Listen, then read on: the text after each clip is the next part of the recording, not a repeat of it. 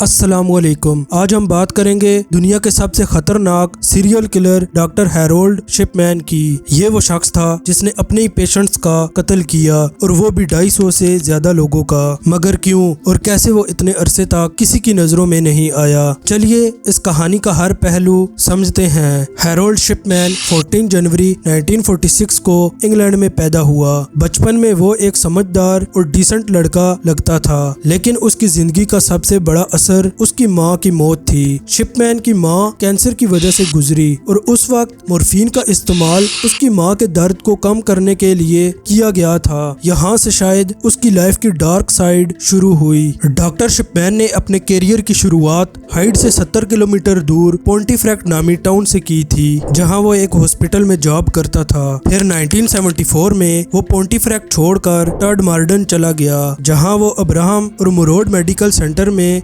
General practitioner की position पर लग गया। यहाँ जॉब के दौरान वो कुछ पेशेंट को पैथेडिन नामी ड्रग की ज्यादा क्वांटिटी प्रिस्क्राइब करता। पैथेडिन असल में एक पेन किलर है, लेकिन ये काफी नशा आवर मेडिसिन है। डॉक्टर शिपमैन को पैथेडिन के नशे की आदत थी और वो जानबूझकर अपने पेशेंट को ये मेडिसिन प्रिस्क्राइब करता, जबकि असल में उन्हें इस मेडिसिन की जरूरत भी नहीं होती थी। इसका नतीजा ये होता था कि पेशेंट ये मेडिसिन लेने के बाद बहुत अच्छा महसूस करते, लेकिन उन्हें ये मालूम नहीं होता था कि वो असल में नशा कर रहे हैं। यही वजह थी कि शिपमैन के पेशेंट्स न चाहते हुए भी उसकी तरफ अट्रैक्ट होते थे। पकड़े जाने के बाद हॉस्पिटल एडमिनिस्ट्रेशन ने डॉक्टर शिपमैन को निकाल दिया और बात उसके लाइसेंस कैंसिल होने तक पहुंच गई, लेकिन उसका लाइसेंस कैंसिल होने से बच गया जब उसने हाइड में ही अपनी खुद की क्लिनिक खोली और शहर में एक अच्छा नाम बना लिया। तो कई सालों तक मामला ऐसे ही चलता रहा और किसी को भी डॉक्टर की इन हरकतों पर शक नहीं हुआ।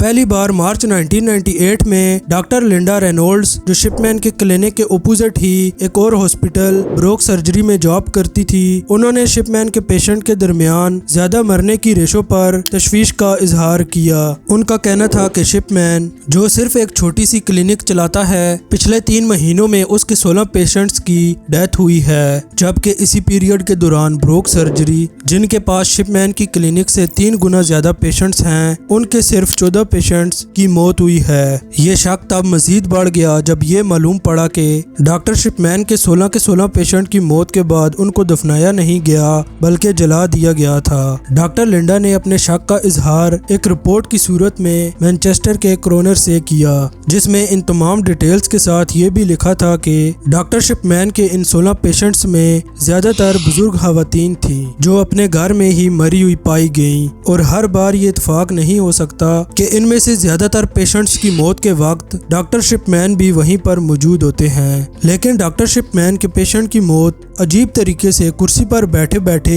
अच्छे पहने हुए कपड़ों में होती थी। और दूसरी बात ये थी कि उस वक्त या तो डॉक्टर शिपमैन उनके घर पर ही होता या फिर डॉक्टर शिपमैन वहाँ पहली दफा जाता और पेशेंट को मुर्दा हालत में पाया जाता, जो किसी भी तरह से नॉर्मल नहीं हो सकता। इस रिपोर्ट की बेसिस पर एक इन्वेस्टिगेशन भी हुई, लेकिन पुलिस को डॉक्टर शिपमैन के खिलाफ कोई ठोस एविडेंस नहीं मिला और 1 महीने के बाद ये इन्वेस्टिगेशन बंद कर दी गई। जब डॉक्टर हैरोल्ड शिपमैन के पेशेंट्स मर जाया करते थे तो वो खुद ही फॉर्म भी साइन करता था। फॉर्म भी वो फॉर्म है जो पेशेंट का इलाज करने वाले डॉक्टर को साइन करना होता है, जिसमें वो पेशेंट की डेथ का कॉज लिखता है। लेकिन मसला ये था कि फॉर्म सी, जो दूसरे डॉक्टर्स को साइन करना होता है, वो भी ज्यादातर केसेस में शिपमैन के दोस्त डॉक्टर्स या उन लोगों से साइन करवाया जाता था जो उस पर शक नहीं करते थे। इस तरह शिपमैन अपने पेशेंट्स के डेथ सर्टिफिकेट में फर्जी इंफॉर्मेशन लिखकर उन्हें आराम से क्रीमेशन के लिए भेज देता था और किसी को कुछ शक नहीं होता था। इस प्रोसेस की वजह से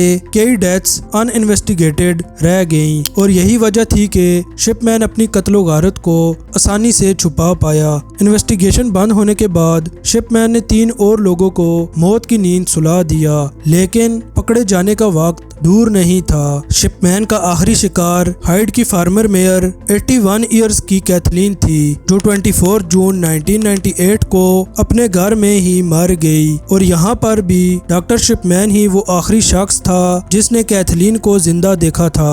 उसने बाद में डेथ सर्टिफिकेट पर साइन किया और उसमें मौत की वजह ओल्ड एज लिखी। कैथलीन की बेटी एंजेला वुडरफ, जो खुद एक वकील थी, अपनी मां की पुरइसरार मौत पर तब शक करने लगी जब उन्हें अपनी मां की एक वसीयत मिली जिसमें उन्होंने अपना घर डॉक्टर शिपमैन के नाम लिखा था। डॉक्टर शिपमैन उस फैमिली के काफी क्लोज थे और वसीयत में उन्हें घर मिल जाना शक की बुनियाद नहीं बना, बल्कि एंजेला को शक इस बात पर था कि उनकी मां के 2 घर थे जबकि वसीयत में सिर्फ एक घर का जिक्र था। इससे जाहिर होता है कि ये वसीयत किसी ऐसे शख्स ने लिखी है जिसको दूसरे घर के बारे में इल्म नहीं था और वो डॉक्टर शिपमैन ही था। एंजेला वुडरफ पुलिस के पास गई जिन्होंने दोबारा से इन्वेस्टिगेशन शुरू कर दी। कैथलीन की बॉडी को कब्र खोद कर निकाला गया और ऑटोप्सी के लिए भेजा गया, जिससे मालूम पड़ा कि उनकी बॉडी में डायमोर्फिन यानी हेरोइन के काफी ज्यादा ट्रेसेस पाए गए हैं। पुलिस ने जब डॉक्टर शिपमैन से पूछा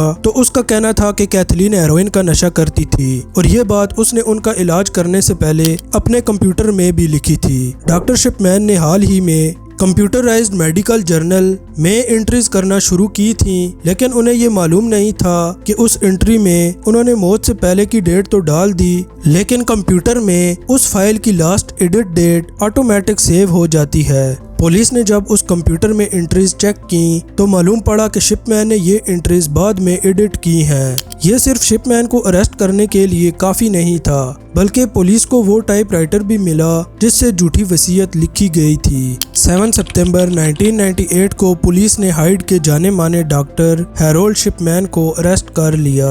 जब ये बात खुली तो वो लोग भी सामने आ गए जिनके प्यारों को शिपमैन ने पहले मारा था। उन्हें शक तो था, लेकिन वो शहर के मशहूर डॉक्टर के सामने आवाज नहीं उठा सकते थे। पुलिस ने 15 दूसरे पेशेंट्स को भी इन्वेस्टिगेट किया जो कुछ अरसा पहले ही शिपमैन के हाथों मरे थे। इन सारे केसेस में एक खास पैटर्न देखा गया जिसमें पेशेंट को डायमोर्फिन का जानलेवा डोज दिया जाता था। उनके डेथ सर्टिफिकेट में वो खुद साइन करता और मौत की वजह में ओल्ड एज लिखता। क्रीमेशन की सलाह भी शिपमैन खुद ही देता था ताकि जलने के बाद सारे सबूत मिट जाएं। शिपमैन इंक्वायरी के दौरान उन सब पेशेंट्स के केसेस को दोबारा देखा गया जो शिपमैन के केयर में मर गए थे। इंक्वायरी टीम ने उन सब डॉक्यूमेंट्स, डेथ सर्टिफिकेट्स और मेडिकल रिकॉर्ड्स को इन्वेस्टिगेट किया जो शिपमैन के हाथों से गुजरे थे और कुछ बॉडीज को वापस निकाल कर उनका फोरेंसिक पोस्टमार्टम भी किया गया। ये प्रोसेस काफी डिटेल था और इस दौरान ये मालूम हुआ कि शिपमैन ने 1975 से लेकर पकड़े जाने तक टोटल 218 पेशेंट्स का कत्ल किया है, लेकिन कई केसेस में सबूत की कमी की वजह से उनको कंफर्म नहीं किया गया। एक अंदाजा है कि ये नंबर 260 तक भी हो सकता है। कोर्ट ने 15 मौत के जुर्म में शिपमैन को 15 बार सजाए मौत सुनाई, यानी वो जब तक जिंदा है जेल से बाहर नहीं आएगा। पर 2004 में उसने सेल की सलाखों से बेडशीट बांधकर खुद को फांसी दे दी। उसकी मौत के बाद उसके जेल के एक साथी ने हैरत अंगेज बात बताई कि शिपमैन ने खुद उसको कहा था कि उसने 260 नहीं बल्कि 508 लोगों का कत्ल किया था। लेकिन शिपमैन के इतने ज्यादा कत्ल करने की असल वजह आज तक समझ नहीं आई। कुछ लोग शिपमैन की मां की मौत का असर भी समझ रहे हैं, क्योंकि उसकी मां जो कैंसर पेशेंट थी उनको पेन किलर के तौर पर मोर्फिन दिया जाता था। एक्सपर्ट्स का कहना है कि शायद शिपमैन अपने पेशेंट्स को भी ऐसे ही मोर्फिन देकर मरते हुए देखना चाहता था। तो ये थी डॉक्टर हैरोल्ड शिपमैन की कहानी, एक डॉक्टर जो इंसान के लिए सबसे बड़ा खतरा बन गया। अगर आपको ये वीडियो पसंद आई है तो लाइक करें और चैनल अलियान ज़ेब को सब्सक्राइब करना ना भूलें। मिलते हैं अगली वीडियो में। अल्लाह हाफिज़।